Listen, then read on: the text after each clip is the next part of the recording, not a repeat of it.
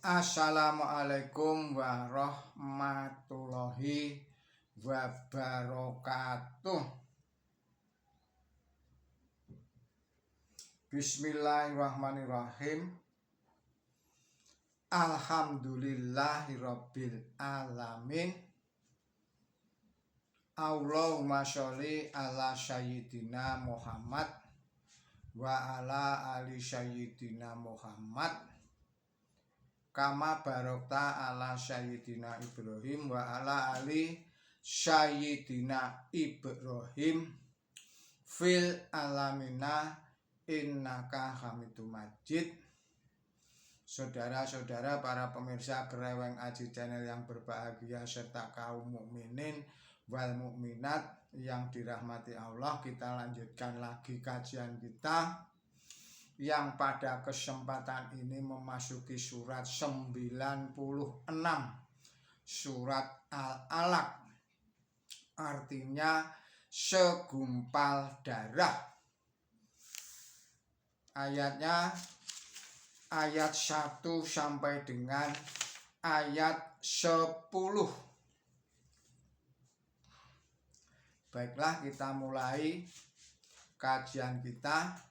Bismillahirrahmanirrahim. Iqra bismi rabbikal ladzi khalaq. Khalaqal insana min 'alaq. Iqra wa rabbukal akram.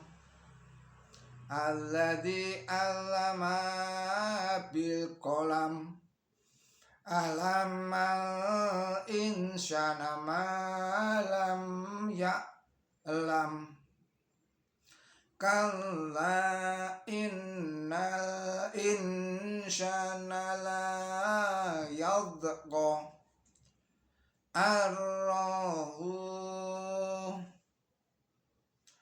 Arra'ahush taghna. Inna ila rabbika ruj'a. Ara'aital ladzi yanha abdan idza sholah. Shadaqallahul adzim.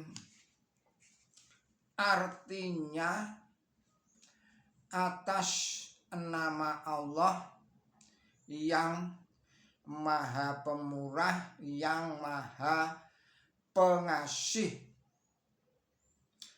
bacalah dengan nama Tuhan dikau yang menciptakan manusia dari segumpal darah.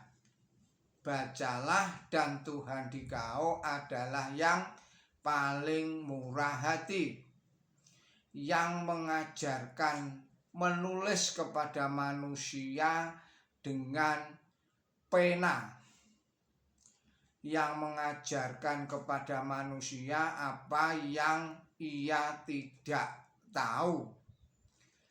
Tidak, sesungguhnya manusia itu durhaka karena ia memandang dirinya sudah cukup sendiri.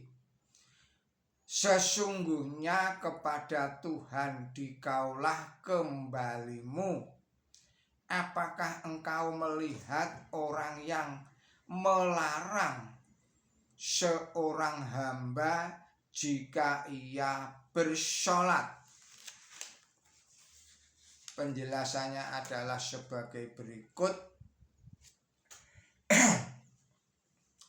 Bangsa Arab adalah bangsa yang ummi, bangsa yang tidak dapat membaca dan menulis, kecuali hanya sebagian kecil saja.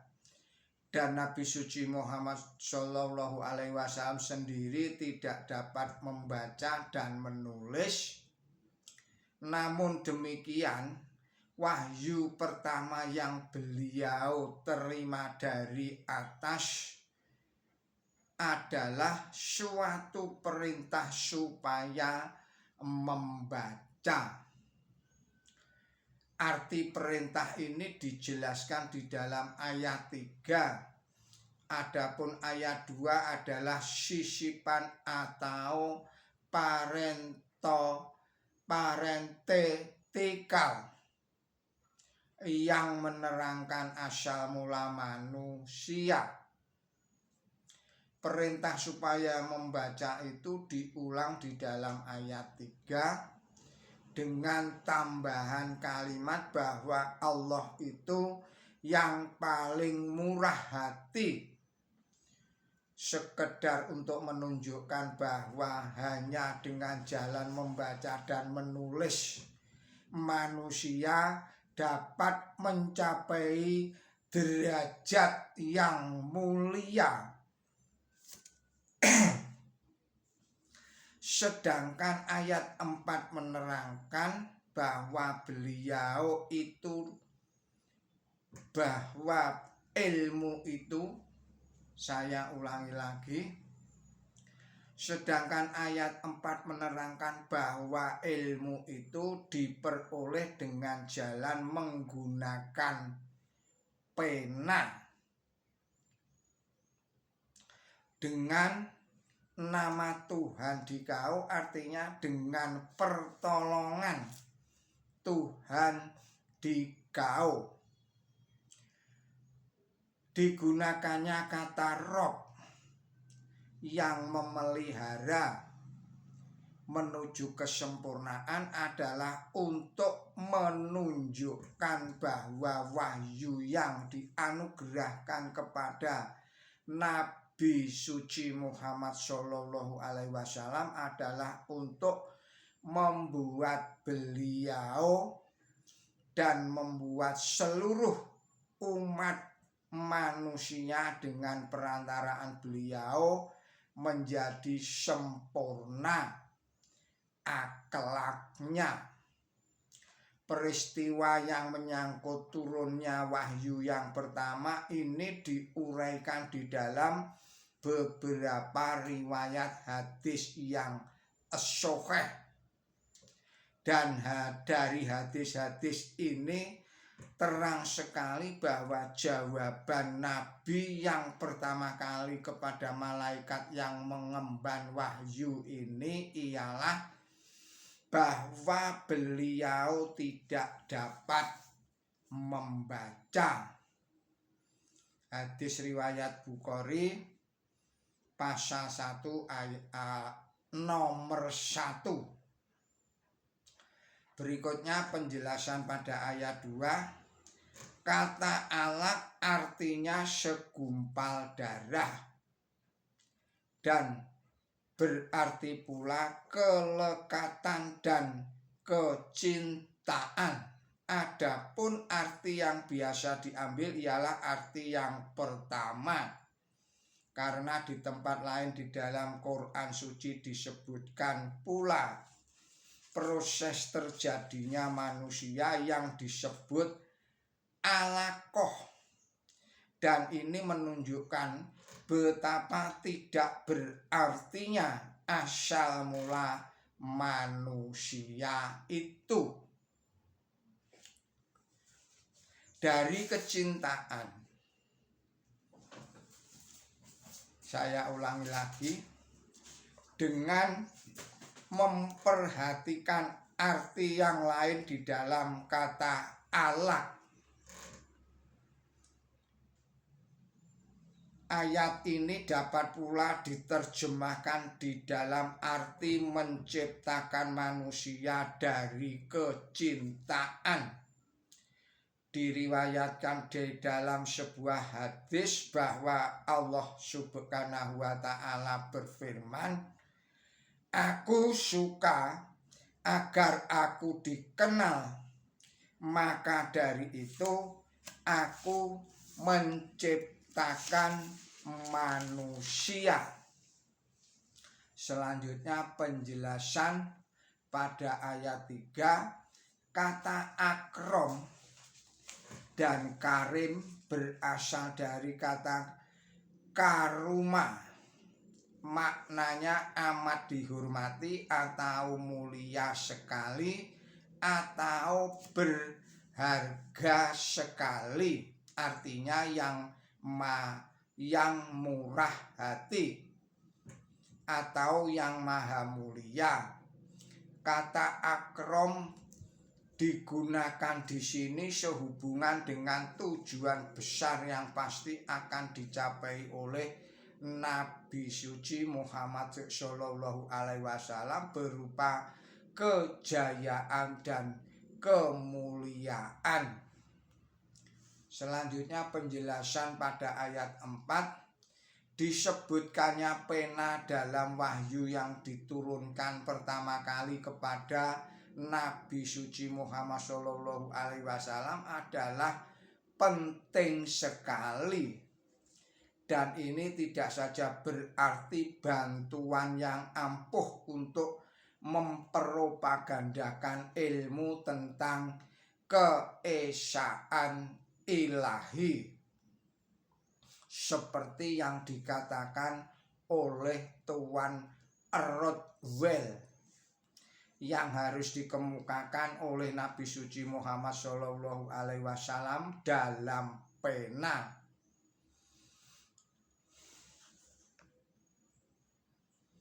Melainkan berarti pula bahwa pena harus digunakan untuk menjaga keselamatan.